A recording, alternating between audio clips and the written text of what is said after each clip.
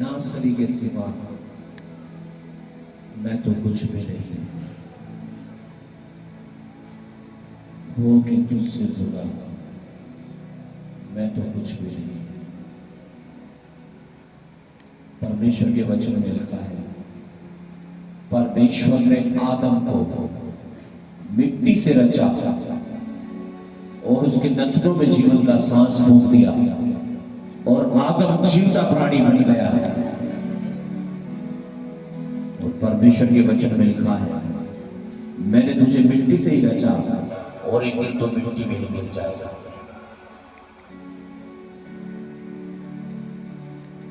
जब तक हम जीवित हैं, हमारी जिंदगी में यीशु यीशु और यीशु होना चाहिए।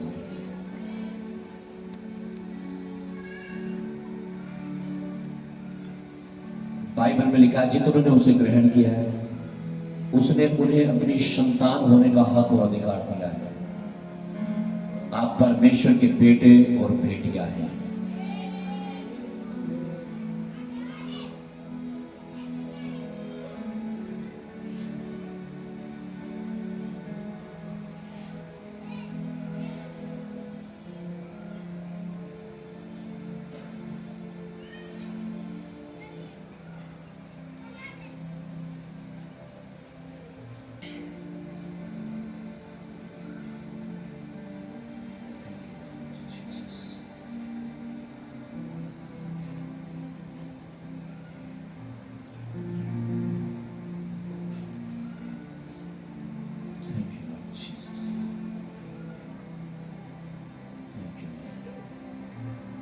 हाथों को उठाकर मांगे परमेश्वर से, प्रभु आज मुझसे बात कर।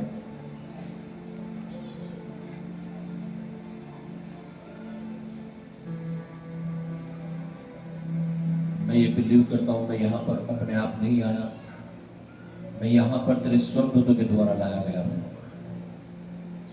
परमेश्वर, जब तू मुझे यहां लेकर के आया है, आज मुझसे अपने वचन के द्वारा बात कर।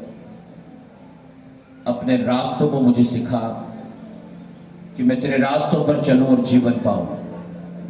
हर शैतान के बंधन, हर बीमारी के बंधन, हर जादू टोने, शैतानी चीजें मेरी लाइफ से, मेरे जीवन से, मेरे घर परिवार से यीशु के नाम से हट जाएं। आज तेरा अभिषेक जब मुझे छुए, मैं आजाद हो जाऊं।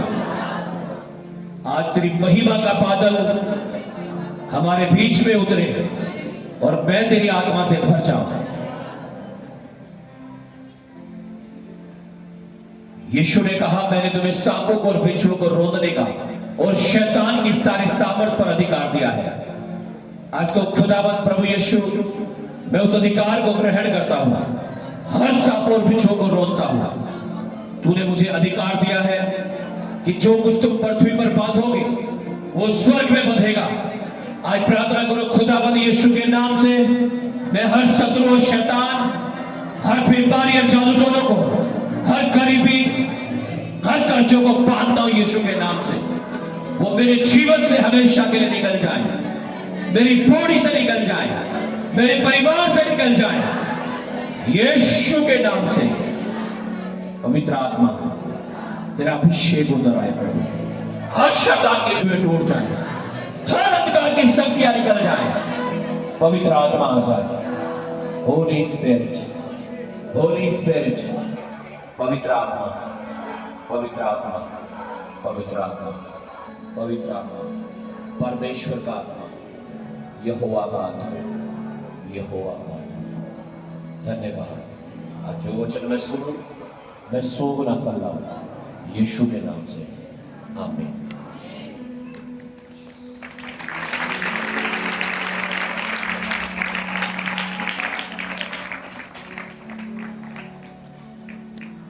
हालेलुया। सबको जय मसीह की। आमीन।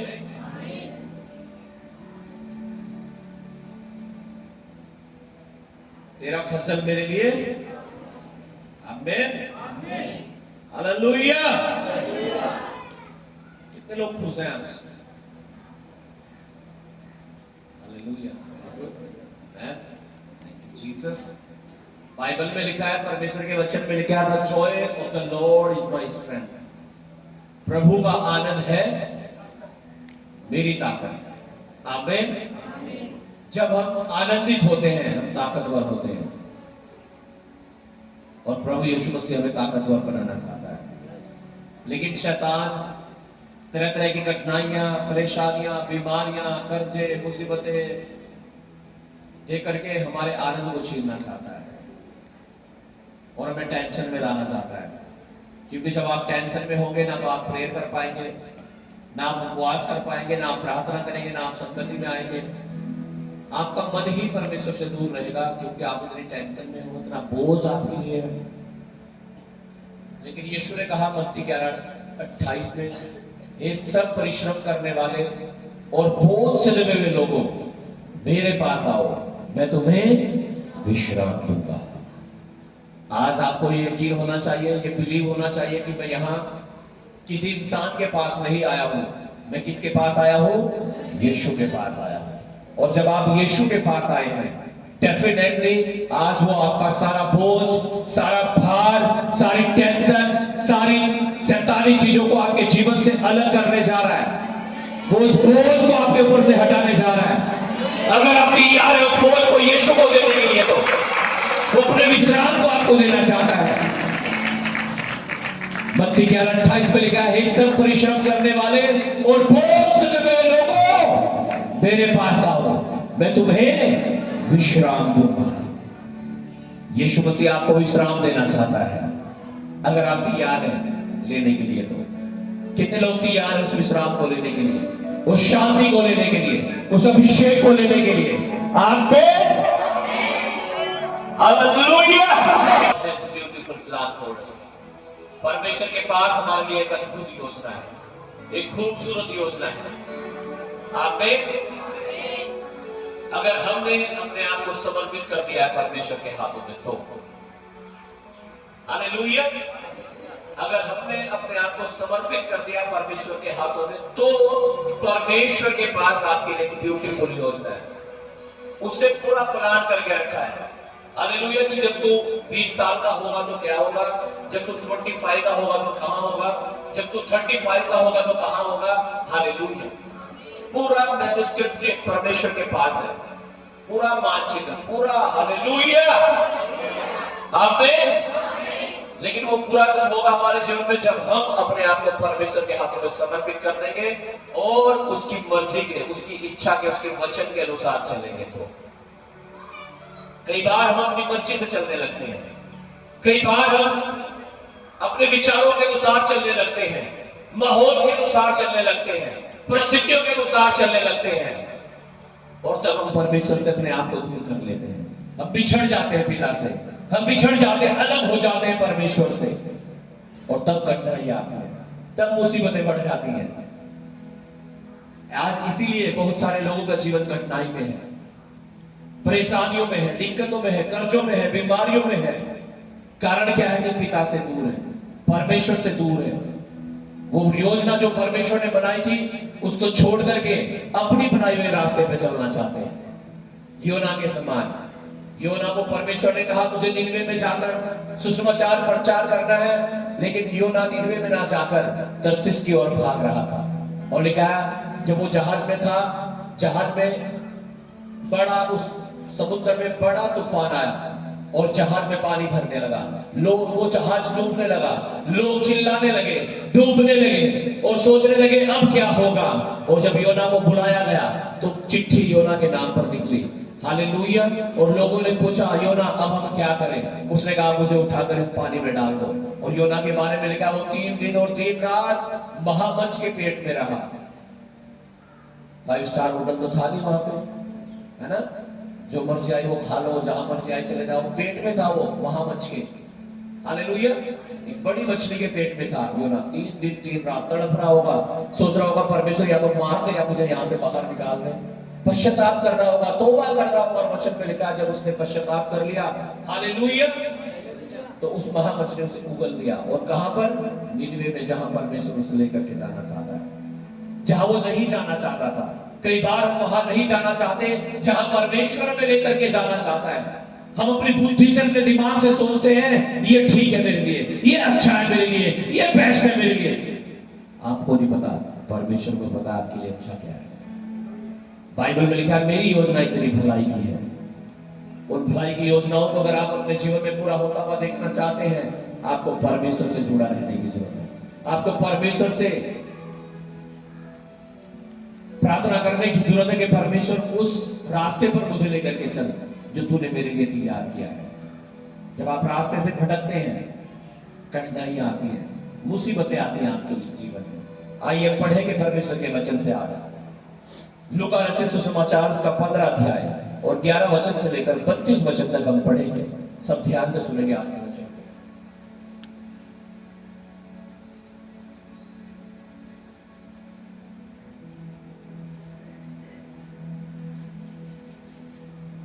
लूका 15 अध्याय 11 से 32 वचन तक।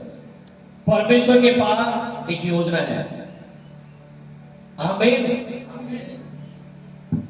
एक मानचित्र है, एक नक्शा बना, एक प्लान तैयार कर रखा है परमेश्वर ने, जैसे योना के लेकर रखा था। और जब हम उससे भटकते हैं, अपने रास्तों को चुनते हैं, तब मुसीबतें आती हैं। आइए देखते हैं परमेश्वर के वचन से। जी पढ़िएगा। फिर उसने कहा, किसी मनुष्य के 2 पुत्र थे। उनमें से छोटे ने पिता से कहा, हे पिता, संपत्ति में से जो भाग मेरा हो वह मुझे दे दीजिए। उसने उनको अपनी संपत्ति बांट दी। हालेलुया। लिखा है एक पिता है, उसके 2 बेटे हैं, और छोटा वाला बेटा बोलने लगा, हे पिता, अपनी संपत्ति में से जो मेरी है वो मुझे दे दे। जैसे आपके गांव में भी आपने देखा होगा कि पिता के 4 बेटे हैं, लड़ रहे हैं, सारों कह रहे हैं मुझे तो मेरा हिस्सा दो, मुझे मेरा हिस्सा दो, मुझे मेरा हिस्सा। पिता कह रहा है भाई मुझे अपना काम तो निपटाने दो पहले, तो मैं पहले हिस्सा दे दूं। हालेलुया। अब वो छोटा वाला बेटा बिगड़ गया, गलत संगति में चला गया, उस प्लान में, उस योजना में नहीं चल रहा है जिसमें परमेश्वर उसे लेकर के जाना चाहता है, उसका पिता लेकर के जाना चाहता है। और कह रहा है पिता, मेरी संपत्ति, अपनी संपत्ति में से जो मेरा हिस्सा है उसे मुझे दे। और उसने उनको अपनी संपत्ति बांट दी। बहुत दिन न बीते थे कि छोटा पुत्र सब कुछ इकट्ठा करके दूर देश को चला गया और वहां कुकर्म में अपनी सारी संपत्ति उड़ा दी। लिखा है छोटा वाला बेटा, बहुत दिन ना हुए थे संपत्ति बांटे हुए कि ये तेरा हिस्सा है, ये तेरा हिस्सा है, कह रहा अपना सब कुछ बेच करके, अपना सब कुछ सेल आउट करके कहां चला गया? दूर देश में चला गया। क्यों? अगर वहां गड़बड़ करेगा तो पिता बार बार बोलेगा, अरे भाई क्या कर रहा है, तुझे प्रॉपर्टी बांट के देगी, इसका मतलब ये थोड़ा ही कि तू अपनी मनमर्जी करेगा, तू दारू पिएगा, तू व्यभिचार करेगा, तू वेश्याओं के साथ सोएगा। पिता उसे देखता नजदीक में तो, लेकिन लिखा सारी प्रॉपर्टी बेच के कहां चला गया? दूर देश को चला गया, जहां कोई रोकने वाला नहीं, कोई टोकने वाला नहीं, कुछ भी करो। और लिखा कुकर्म ने अपनी संपत्ति उड़ा दी। कुकर्म का मतलब क्या होता है? शराब पीना, नशे करना, व्यभिचार करना, हर तरह के पाप करना, कुकर्म करने लगा वहां जाकर के।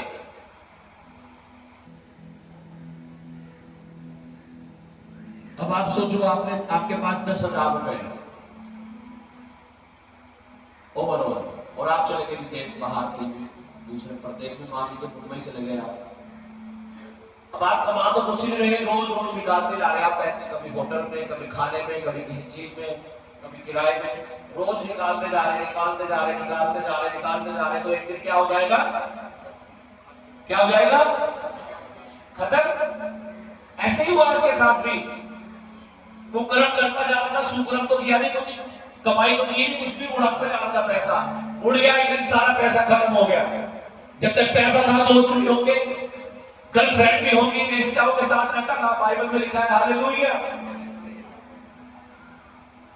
लेकिन जब पैसा खत्म हो गया, कुकर्म में उड़ा दिया सब कुछ, तो फिर सोचो कौन होगा साथ में। आइए पढ़ते हैं इसका क्या हाल हुआ होगा। किससे दूर हुआ था ये? किससे दूर हुआ था? पिता से। परमेश्वर से दूर होकर के अगर हम चलना चाहेंगे तो हमारी दशा इसके समान हो जाएगी। आइए देखते हैं क्या हुआ इसके साथ जी। जब वह सब कुछ खर्च कर चुका तो उस देश में बड़ा अकाल पड़ा और वह कंगाल हो गया। हाँ, क्या लिखा है? जब उसने अपना सब कुछ खर्च कर दिया, शायद कार ली होगी, है ना, पैसा खत्म हो गया होगा, कार बेच के कुछ पैसा आ गया होगा, कोई प्रॉपर्टी ली होगी छोटी मोटी, शायद उसे बेच के कुछ पैसा आ गया। लेकिन लिखा है जब सब कुछ खर्च कर दिया, उस देश में क्या पड़ा? अकाल में भी पड़ता है। हालेलुया। जब अकाल पड़ता तो क्या होता है? क्या होता है? कुछ पैदावारी जमीन में नहीं होती है, उसे अकाल कहते हैं। कि बारिश नहीं हो रही, कोई फसल बो रहे वो हो नहीं रही। परमेश्वर के बड़े बड़े अभिषेक के दासों ने ये प्रोफेसी की है आने वाले दिनों में। अभी जो खाना मिल रहा है आपको बहुत अच्छे से, आने वाले दिनों में कठिनाइयां होंगी खाने की भी। हालेलुया। है ना, जैसे पुराने लोग हैं ना, जो आप उनसे बात करना कभी, वो बताते हैं कि वो तो था ही नहीं खाने के लिए, पता नहीं किस किस चीज की रोटी खाते थे वो, जवार की, बाजरे की, तरह की। हालेलुया। क्यों? क्योंकि वो तीन थे। हाजी चमनलाल जी, सही कह रहा हूं मैं? कह रहे गेहूं की रोटी जब देते थे जब कोई मेहमान आ जाता था। यही की बात कर रहा हूं मैं, विदेश की बात नहीं कर रहा हूं जहां हम रहते हैं। हालेलुया। और एक बीघे में मेरे ख्याल से 10 कड़ियां होते होंगे मुश्किल से।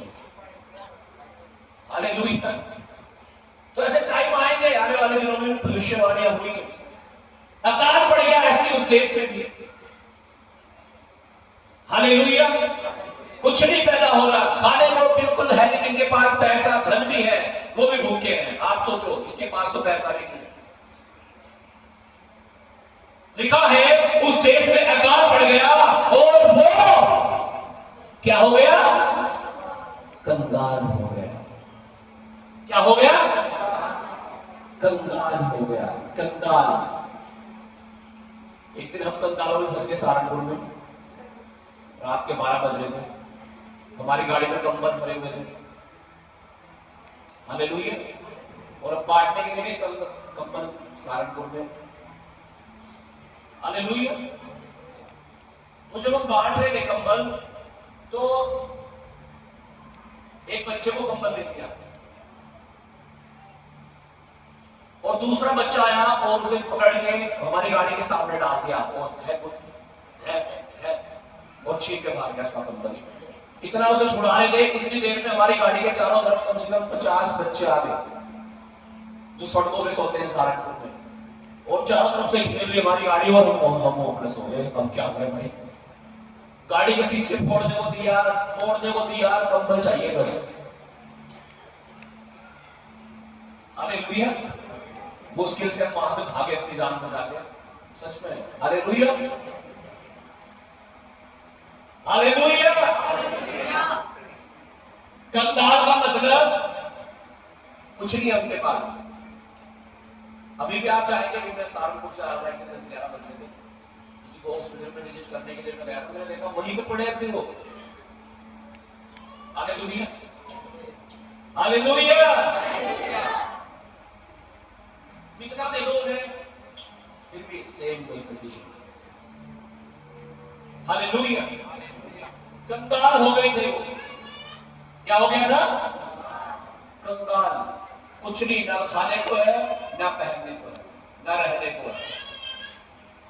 अभी तो पिता भी था उसके पास, प्रॉपर्टी भी थी उसके पास, लेकिन उसने कौन सा फैसला किया? अपना। अजी मेरी तो प्रॉपर्टी दो, बांट के दूंगा, मैं तो चाह रहा हूं हालेलुया। अपने पापा को ब्लैकमेल भी कर रहा होगा, कह रहा होगा नहीं तो फांसी लेकर मर जाऊंगा, देख ले, जहर खा के मर जाऊंगा, नहीं तो देख ले, तो देख। करते हैं ना आजकल ऐसे। हालेलुया।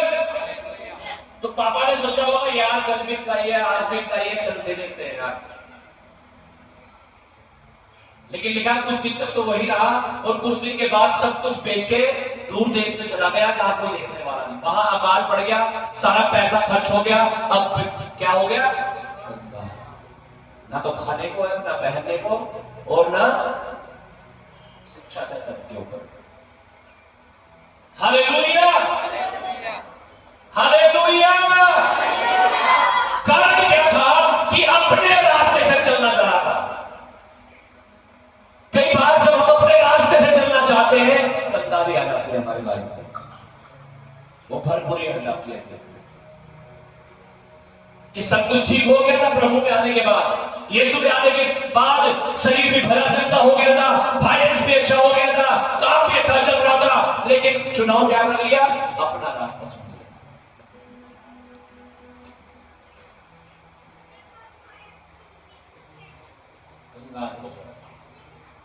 हालेलुया।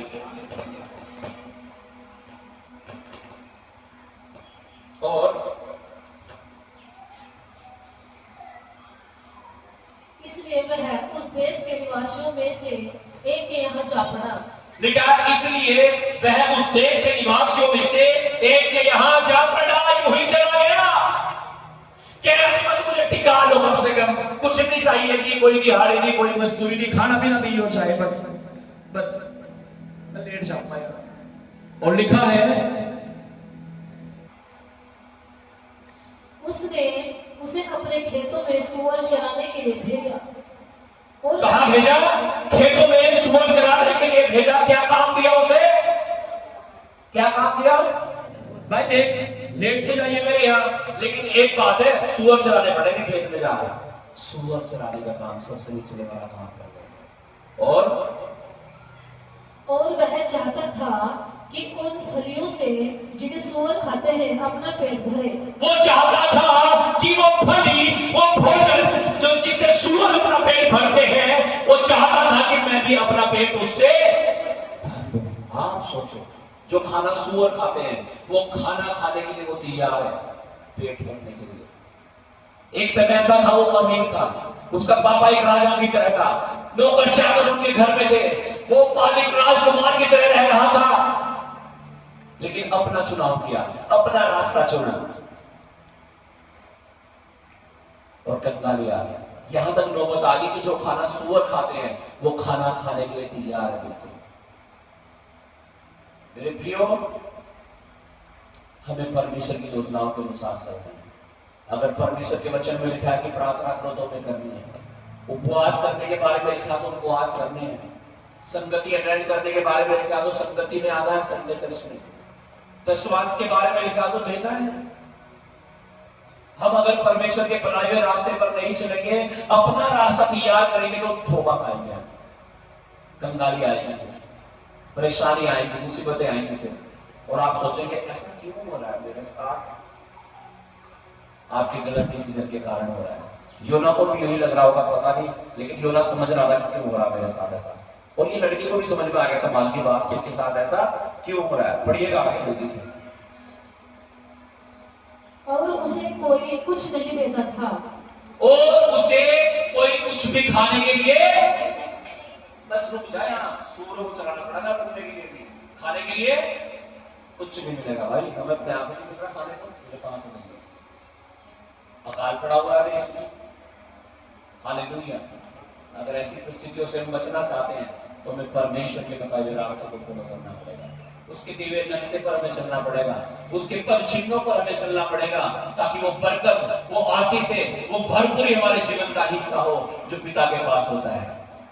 जी पढ़िएगा। जब वह अपने आपे में आया, तब कहने लगा, मेरे पिता के कितने ही मजदूरों को भोजन से अधिक रोटी मिलती है, और मैं यहाँ भूखा मर रहा हूँ। हालेलुया। लिखा है जब वो आपे में आया, हाँ जी, कहां आया? आपे में आया। इसका मतलब वो अपने आप पे नहीं था, दुष्ट आत्माएं घुसा रखी थी उसने अपने अंदर। Hallelujah, hallelujah. वो दुष्ट आत्माएं गलत निर्णय लेने पर मजबूर कर रही थी उसे। वो दुष्ट आत्मा नशे की हो सकती है, व्यभिचार की होगी शायद, इसलिए तो लिखा है वेश्याओं में उसने अपना घर उड़ा दिया था कुकर्मों में। नशे की शायद दुष्ट आत्मा होगी।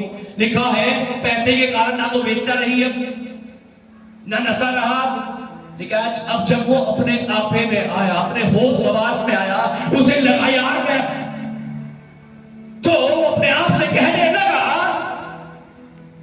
मेरे पिता के कितने ही मजदूरों को भोजन से अधिक रोटी मिलती है। यार मेरे हमारे घर में इतने सारे मजदूर, उन्हें 5 रोटी चाहिए तो उन्हें 6 मिलती है, एक जोड़ी कपड़े चाहिए उन्हें 2 मिलते हैं, उन्हें 1000 चाहिए तो 1200 मिलते हैं। यार मेरे घर में जो मजदूर हैं उन्हें जितना चाहिए उससे अधिक मिलता है, और मैं यहाँ भूखा पड़ रहा हूँ। और मैं यहाँ और मैं यहाँ और मैं यहाँ। किसकी गलती से? किसकी? परमेश्वर की योजना ऐसी नहीं थी ना, पिता की योजना ऐसी नहीं थी। कारण क्या था? अपना निर्णय लिया, अपना, और वो गलत था। Hallelujah, hallelujah, hallelujah, hallelujah.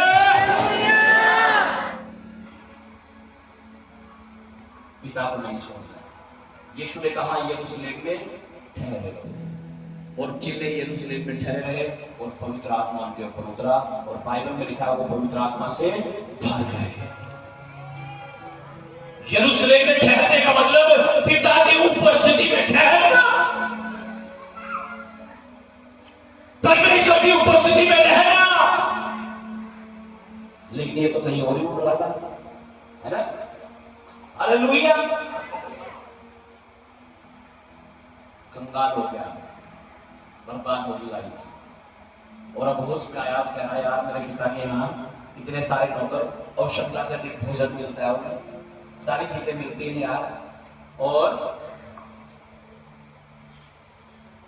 मैं अब उठकर अपने पिता के पास जाऊंगा। अब मैं उठकर अपने पिता के पास जाऊंगा। हालेलुया। मेरे प्रियो, जब हम अपने जीवन में गलत निर्णय ले लेते हैं तो उसके बाद हमें पश्चाताप होना चाहिए कि हाँ मैं गलत था, और हमें पिता के पास लौटना चाहिए, परमेश्वर की उपस्थिति में लौटना चाहिए। गलती हो सकती है आपसे, इससे भी गलती हुई, हालेलुया, लेकिन लिखा है अपने आप ही में आ गया। कई बार हम अपने आप में नहीं आना चाहते, हम एहसास नहीं कर पाते कई बार अपने पापों का कि ये क्यों हो रहा है मेरे साथ। हम पता नहीं लगता हमें कई बार अपने लिए, इसे पता लग रहा था कि क्यों हो रहा है, लेकिन ये अपने आप में आ गया, इसे पश्चाताप होने लगा, इसे दुख होने लगा, ये सोचने लगा मैंने पाप कर दिया है, क्या मैं वापस जाऊंगा अपने पिता के पास और उससे कहूंगा कि पिताजी मैंने स्वर्ग के विरोध में और तेरी दृष्टि में पाप किया है। हालेलुया। क्या पिताजी मैंने तेरी परमेश्वर की दृष्टि में और तेरी दृष्टि में क्या किया है? स्वर्ग के विरोध में भी मैंने पाप किया और तेरी दृष्टि में भी मैंने पाप किया। क्या हो रहा है इसे अंदर? एहसास हो रहा है, पश्चाताप हो रहा है, ये तौबा कर रहा है, मुझसे गलती होगी मुझे माफ कर दो, ये बोल रहा है। कई बार जब हमसे गलतियां हो जाती हैं, हम अपनी गलतियों का पश्चाताप नहीं करते, हम सोचते हैं कि हाँ गलत कहा होगा, सारी दुनिया ले रही गाड़ी, एक गाड़ी को निकली मेरे मुंह से, सारी दुनिया झूठ नहीं बोल दी, मैंने बोल दिया, ये सारे ले रहे 10 5 नहीं देता। Hallelujah, hallelujah. ऐसा ही तो होता है। शैतान को तो एक मौका चाहिए बस काम करने के लिए अपना, छोटा सा, जहां को भी बाड़ा टूटेगा, लेकिन जो कोई बाड़ा तोड़ेगा उसे सर कसेगा, और जो गड्ढा खोदेगा उसमें गिरेगा। वो गड्ढा ही तो खुदवाना चाहता है हमसे, बाड़ा ही तो खुदवाना चाहता है, चाहे वो 10 5 ना दे के टूटे। प्रभु के दिन में, संडे में, चर्च में परमेश्वर को टाइम ना देगा, तुड़वाना ही तो चाहता है। जब वो बाड़ा टूटेगा तो विकास सर कसेगा, शैतान काम करता है। इस लड़के से पढ़ाई तो टूट गया था, लाइफ बर्बाद होगी, कंगाल हो गया, लेकिन अब पश्चाताप हो रहा है, अब तौबा कर रहा है, कह रहा परमेश्वर मैं अपने पिता के पास जाऊंगा और उससे कहूंगा पिताजी मैंने स्वर्ग के विरोध में, परमेश्वर के विरोध में और तेरे विरोध में पाप किया है, मुझे माफ कर दे। और मैं अब इस योग्य नहीं रहा कि तेरा पुत्र कहलाऊं। मैं अब इस लायक भी नहीं कि तेरा पुत्र तेरी बेटी कहलाऊं। मुझे अपने एक मजदूर के समान रख ले। कह रहा मुझे अब अपने एक मजदूर के समान ही रख लो जी। क्या तो मजदूरों की मजे आ रहे हैं, हाँ? बात तो खाने को भी नहीं मिल रहा, पहने को भी नहीं मिल रहा। हालेलुया। ये ऐसा मुझे मन में सोच रहा था। अब देखते हैं इसने आगे क्या किया। जी पढ़िएगा। तब वह उठकर अपने पिता के पास चला। लिखा है तब वो उठकर, वो सोचा, पहले उसने एक प्लान किया क्या, और वो प्लान इसका नहीं था, वो परमेश्वर का था। जब आप पश्चाताप करते हैं, जब आपको एहसास होता है कि मैंने गलती क्या की, मेरे से गुनाह क्या हुआ, आप पश्चाताप करते हैं, परमेश्वर के रास्तों पर आप चलना शुरू कर देते हैं। और ये चला परमेश्वर के रास्ते पर। लिखा है ये अपने पिता के, ये उठा और अपने पिता के घर चल दिया। और वह अभी दूर ही था कि उसके वो अभी दूर ही था कि उसके पिता ने उसे देखकर तरस खाया। उसके पिता ने उसे देखा और देखकर उस पर, यार मेरा लड़का, यार ये तो सोनू मोनू वही है जो भी, हालेलुया। और उस पर क्या खाया, तरस खाया। और दौड़कर उसे गले लगाया। और दौड़कर उसे गले लगाया। Hallelujah, hallelujah.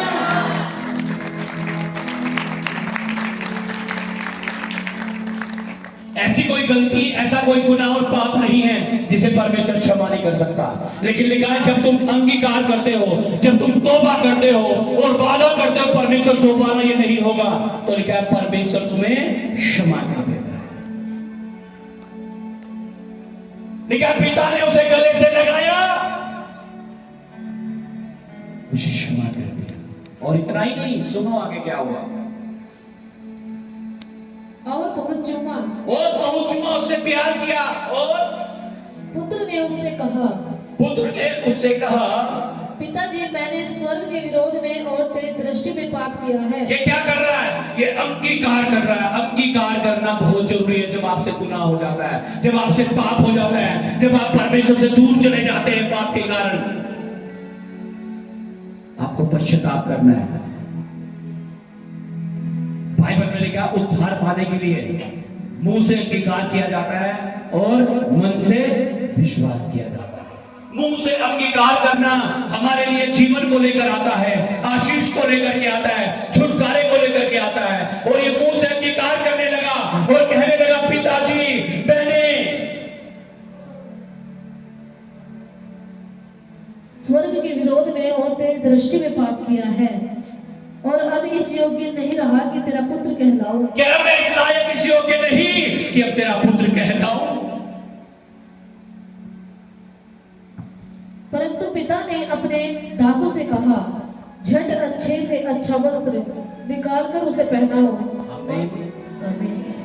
पिता ने अपने दासों से, सेवकों से कहा, जल्दी से अच्छा बेस्ट कपड़ा जो भी है वो निकाल कर मेरे बेटे को पहनाओ। इसका मतलब उसके कपड़े कैसे हो रहे होंगे, सूअर के जैसे हो रहे होंगे। सूअर में रह रहा था वो, गंदगी आ रही होगी, बदबू आ रही होगी उसे सूअर की उनमें से।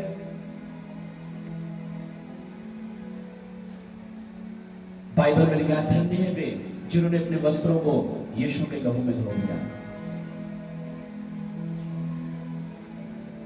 आमीन।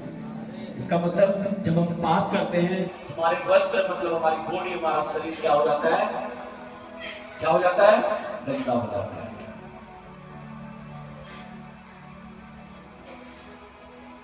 Hallelujah, hallelujah.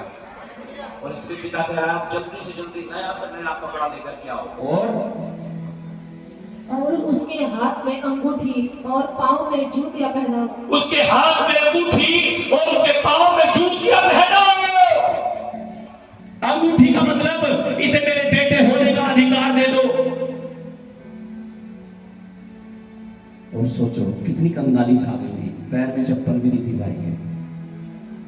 Hallelujah, hallelujah, hallelujah. कारण क्या था? अपने रास्ते पर चलना चाह रहा था, पिता से दूर होकर के।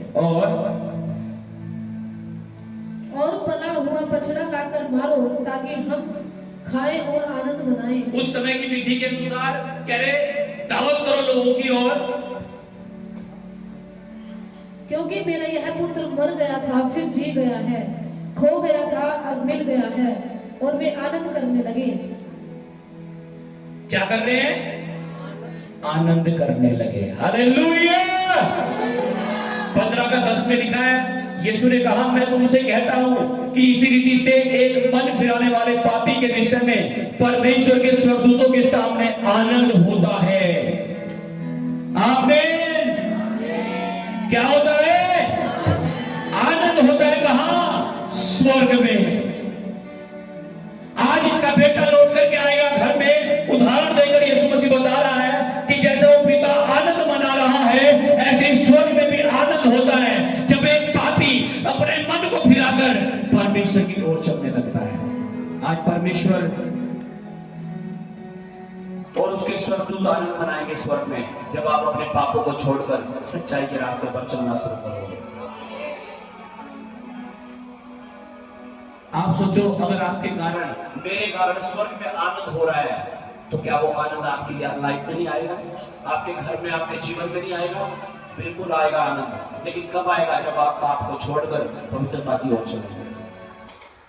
आमीन जी।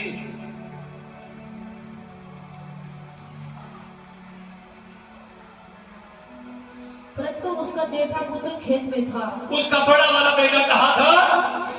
खेत में था। और जरा मेहनत करता था, सारा काम रखता था। और जब वह आते हुए घर के निकट पहुंचा, तो उसने गाने बजाने और नाचने का शब्द सुना। वो सोचने लगा, यार सुबह जब खेत में गया था तब तो कुछ भी नहीं था, अब मैं क्या देख रहा हूँ हमारे घर में डीजे बज रहा है। यार क्या हो गया?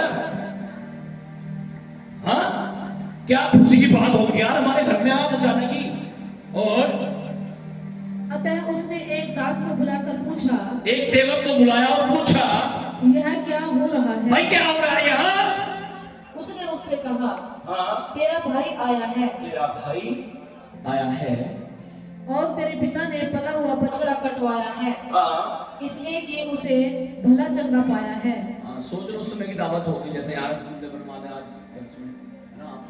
क्या होता है फास्ट फूड आज दावत होती है ना कभी।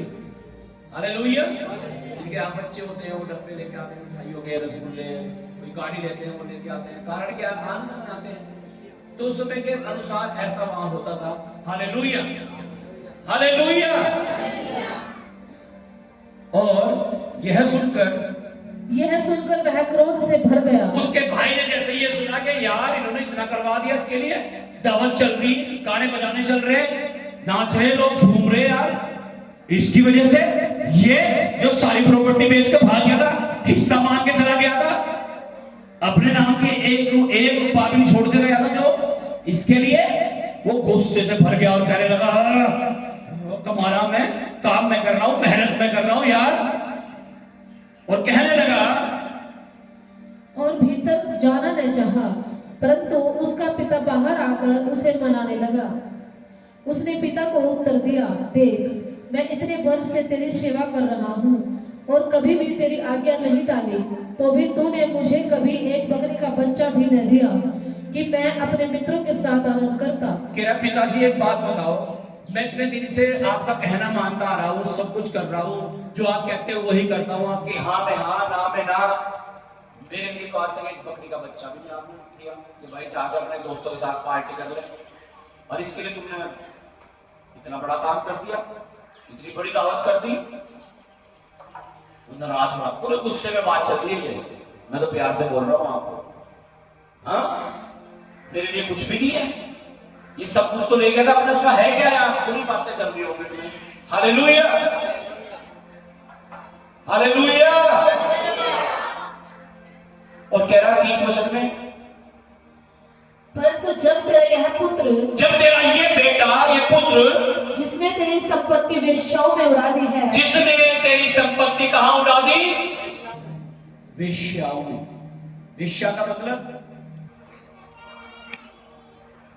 वो औरतें जो पैसे लेकर के गलत काम करती हैं, उन्हें वेश्या कहते हैं बाइबल के अनुसार। हालेलुया। और दुनिया के अनुसार भी उन्हें वेश्या कहते हैं। Hallelujah, hallelujah. कह रहे इसने अपना सारा पैसा, तेरी सारी दौलत धन जो बांट के ले गया था, सारा तो बांट दिया इसने ऐसे ही गंदे कामों में, वेश्याओं के साथ। और तो बाइबल में लिखा है वेश्याओं, जो वेश्यागामी होता है, लिखा है वो टुकड़ों का भिखारी हो जाता है। क्या हो जाता है? क्या हो जाता है? क्या हो जाता है? टुकड़ों का भिखारी। टुकड़े भी मांग के खाने पड़ते हैं उसे। और ये वचन पूरा हुआ इस लड़के के जीवन में। टुकड़े भी नहीं मिल रहे थे भाई को, टुकड़ों का भिखारी हो जाता है, बाइबल में लिखा है। इसलिए बाइबल में लिखा है, हे मेरे पुत्र, तू उस गली में को भी ना निकलना जिसमें वेश्या आई है। लिखा तू उसकी चौखट पर भी मत जाना, तू उसकी ओर अपनी दृष्टि भी मत करना जो ऐसी औरत है। Hallelujah, hallelujah. नीति वचन से मैं ये बातें बता रहा हूं आपको। लिखा है वेश्यावृत्ति के कारण इंसान क्या हो जाता है? क्या हो जाता है? टुकड़ों का। कितनी चाहे 100 बीघे की जमीन हो उसके, तब भी वो टुकड़ों का भिखारी पाएगा एक नहीं। Hallelujah, hallelujah. तो बेटा कह रहा है, ये तेरा बेटा जिसने सारा पैसा तो वेश्याओं में उड़ा दिया, और तो उसके लिए तूने पला हुआ बछड़ा कटवाया। तूने और खर्चा करवा दिया इसके ऊपर। क्या जरूरत थी ये सब करने की इसके लिए? और उसने उससे कहा, पुत्र तू सर्वदा मेरे साथ है। मेरा बेटे तो हमेशा मेरे साथ रहता है, मैं तुझसे बहुत खुश हूं, आनंदित हूं, लेकिन और जो कुछ मेरा है वह सब तेरा ही है। जो मेरा है वो सब कुछ किसका है? तेरा ही तो है, वो तो नहीं करता अपना। और परंतु अब आनंद करना और मगन होना चाहिए। तेरा अब आनंद करना चाहिए और मगन होना चाहिए। क्यों? क्योंकि यह तेरा भाई मर गया था, ये तेरा भाई मर गया था, फिर जी गया है। ये जी गया है, खो गया था, खो गया था, अब मिल गया है। अब मिल गया है।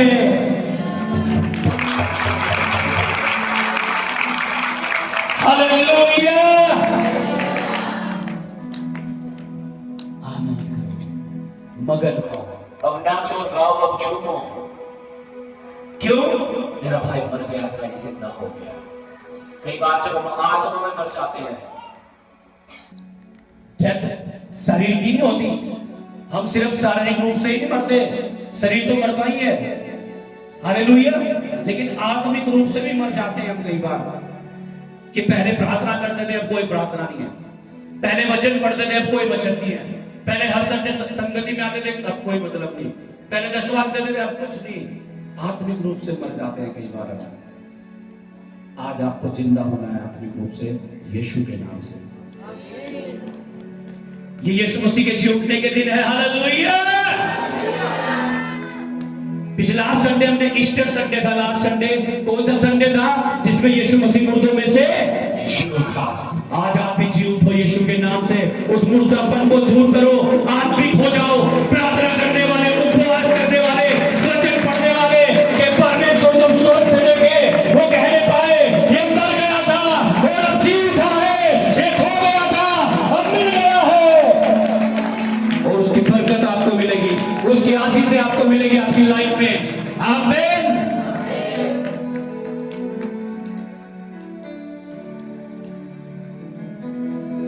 Thank you Jesus. आज समय है पिता के पास लौटने का, परमेश्वर की हजूरी उसकी उपस्थिति में आने का, उन गलत चीजों को, गलत बातों को अपने जीवन से दूर करने का, पश्चाताप करने का। पहला यूहन्ना 1:9 हम पढ़ेंगे।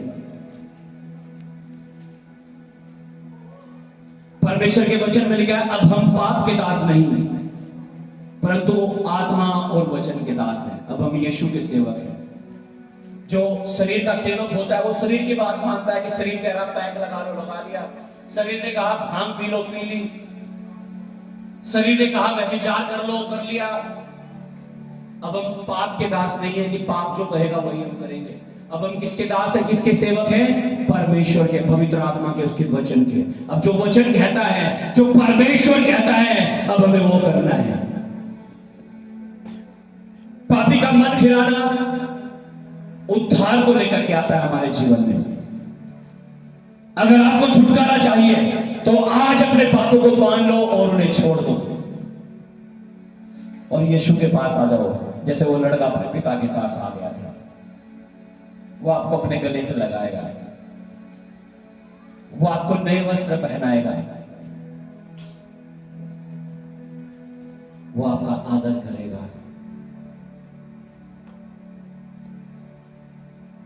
वो आपको चंगा करेगा, वो आपको आशीषित करेगा, वो आपको छुड़ा देगा। परमेश्वर आज भी बाहें फैलाए आपका इंतजार कर रहा है, आपको आशीष देने के लिए, अनंत जीवन देने के लिए, चिंता करने के लिए, और जो कुछ भी आपको चाहिए वो सब देने के लिए। जीसस वो प्रेमी परमेश्वर है, वो प्यार करने वाला पिता है। जी पढ़िएगा, पहला यूहन्ना 1:9 जल्दी से। यदि हम अपने पापों को मान लें तो वह हमारे पापों को क्षमा करने और हमें सब अधर्म से शुद्ध करने में विश्वास योग्य और धर्मी है। अपने हाथों को उठाने से लिखा, यदि हम अपने पापों को मान लें, अपने आंखों को बंद करें, लिखा यदि हम अपने पापों को मान लें और तौबा कर ले, अंगीकार कर ले, तो लिखा है परमेश्वर तुम्हें क्षमा कर देगा, वो तुम्हें माफ कर देगा। यशायाह की पुस्तक 1 अध्याय उसका 16 से 18 में लिखा है, अपने आप को धोकर शुद्ध करो, अपने आप को धोकर पवित्र करो। तुम्हारे पाप चाहे लाल रंग के क्यों ना हो, अर्गवानी रंग के क्यों ना हो, लिखा है परमेश्वर उन्हें बर्फ के समान सफेद कर देगा, सफेद ऊन के समान आपको प्योर और व्हाइट बना देगा, आपको शुद्ध और पवित्र कर देगा। अपने हाथों को उठाओ, अपनी आंखों को बंद करके प्रार्थना करो 2 मिनट के लिए, अंगीकार करो हर उस गुनाह का जो आपसे जाने अनजाने में हुआ है। उस बेटे के बारे में लिखा है, वो दूर देश को चला गया और व्यभिचार में, वेश्याओं में, नशों में अपनी सारी संपत्ति उड़ा दी, लेकिन जब वो होश में आया तो उसने अपने पिता के पास वापस जाने का निर्णय लिया।